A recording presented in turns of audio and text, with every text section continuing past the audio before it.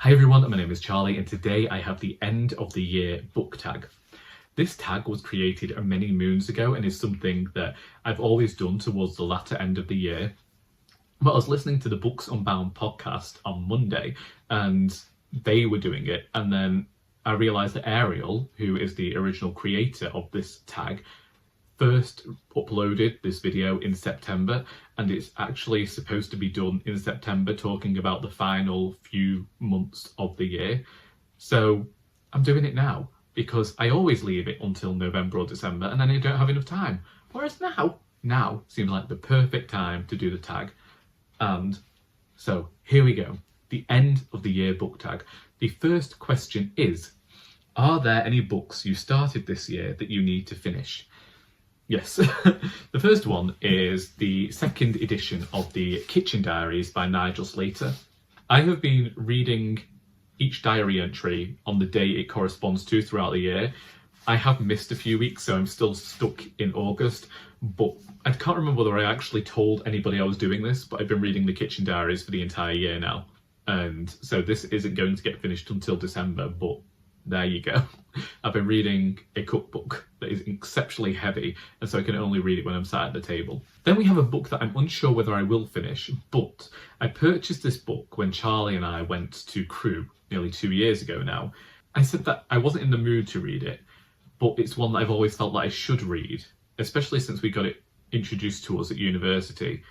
And it's been a book that I have owned before and given away. And then this copy just seemed too pristine not to get, and that is The Crimson Petal and the White by Michel Faber. The other books I've read by this author I haven't enjoyed, and I'm now 125 pages in, and it took me the longest time to get there. I spoke to somebody at work and they said, if it took you that long, are you even enjoying it? I don't know. People have called this book unputdownable, but I found it very easy to put down. I just don't know whether it's one of those books I'm going to end up reading slowly, if at all. And the reason I mention reading books slowly is because I also want to read The Vicar of Bullhampton. I was meant to finish this book in August and I didn't, and I'm meant to be reading The Claverings in September before reading Mr. Scarborough's Family, I think it is, with Katie in October. I think that the way that I am reading this Anthony Trollope book is working best for me because I'm not trying to rush through it and ruin my experience of reading it. So I'm reading it in between other things. And so it feels like when I'm going back to it, that's perfectly all right. It feels like it was written in a fashion that was serialised.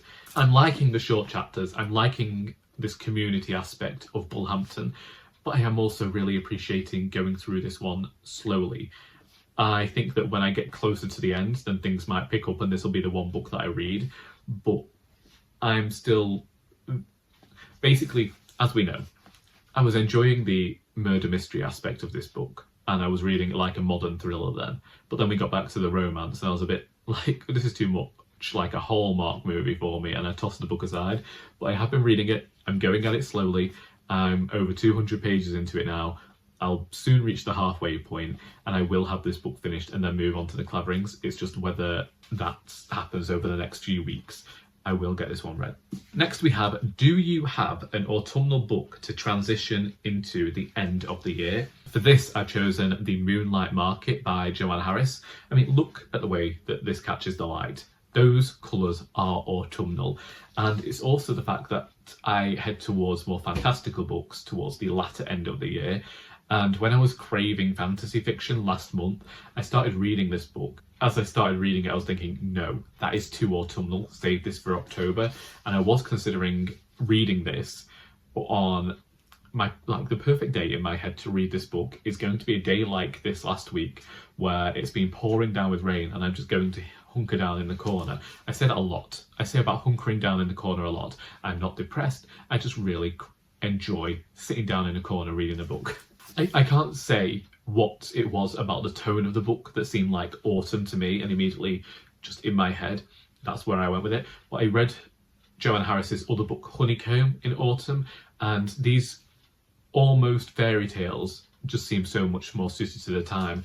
And in this one, we've got an urban fantasy, Portal-esque novel in which this man in London ends up finding Yes, so he finds an alternative world among the streets and rooftops of London. The Moonlight Market just seems autumnal to me, and I adore this cover. I adore this foiling so much.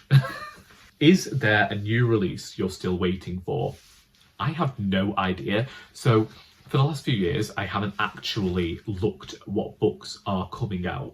And so I looked this morning, and every single one of the books that I was wanting to read and was coming out this year has already come out. So I was gonna say the Elizabeth Strout, but I believe that by the time this video comes out, this book will be out, and I don't know what books are coming out. So here is where I thought we could have a bit of audience participation, and you could tell me what books you're anticipating, or if you think there's a new release that's going to come out before the end of the year that I would like, let me know and I will look into it, because I have no idea what's going on in the publishing world at the moment.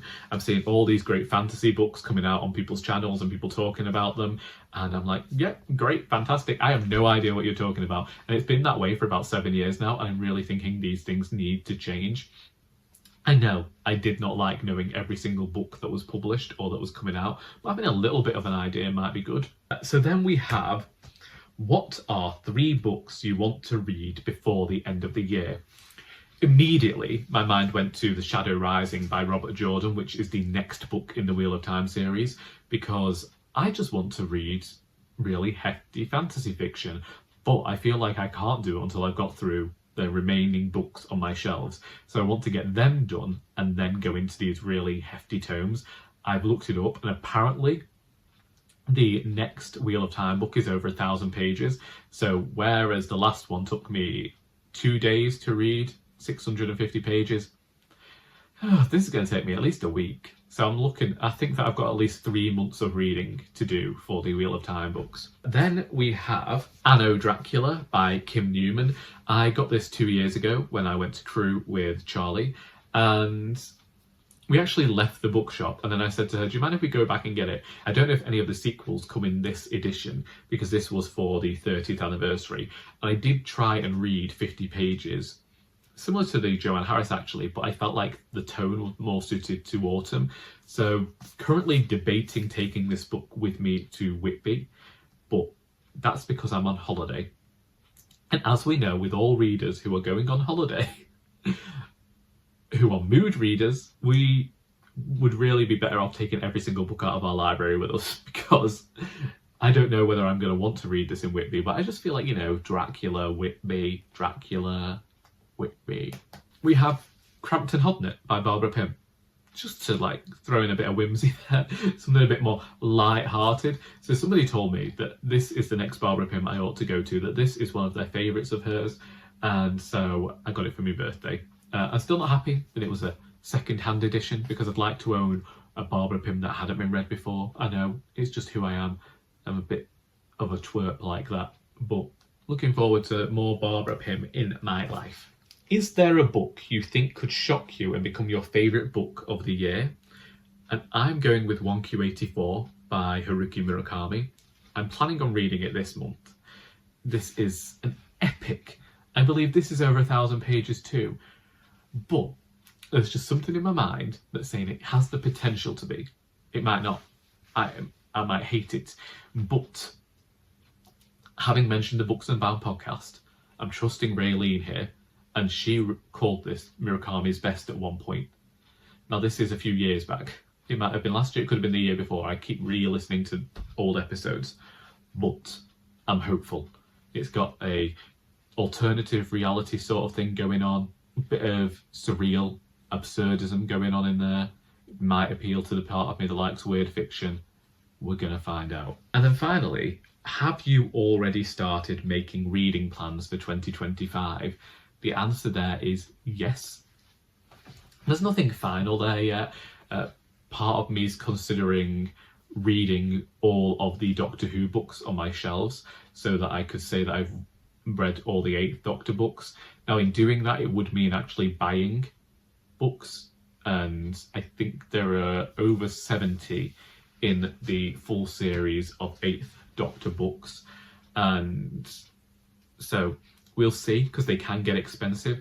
I started bidding on a box of 10 that I didn't have, and that got over £100, and they do sell quite expensively, so we'll have to see about that one. I also am looking for a new writer to read their entire works of. So, as we know, last year I read all of Kate Atkinson's works, and this year I read all of Elizabeth Taylor's works, and I'm currently working on her short stories, which I'll finish in December. And then I'll need a new author to read. I've been considering Barbara Pym. I just feel like she's got enough books that it would be a good reading project for the year, and I've been enjoying her works, so that could be it. But I am looking for any recommendations, so if you think that there is an author out there, maybe a female writer from the 20th century that I haven't read, then feel free to recommend them and I'll see how I feel. I'll look up a few of their books. I am definitely making plans already. I didn't used to be the person who looked so far ahead, but it's been something that I've done this year. I'm also looking forward to like having no books unread on my shelves, and so then I feel like there's going to be a freedom, and who knows what will happen when I have that freedom, if it ever arrives. That's me. That is the end of the year book tag. If you wish to do this tag, then I recommend that you do it sooner rather than later, because soon enough it's going to be winter, and that whole question about an autumnal book to transition into the latter half of the year is just going to be absolutely useless. Anyway, I hope that you have enjoyed this video, because until next time, that is all.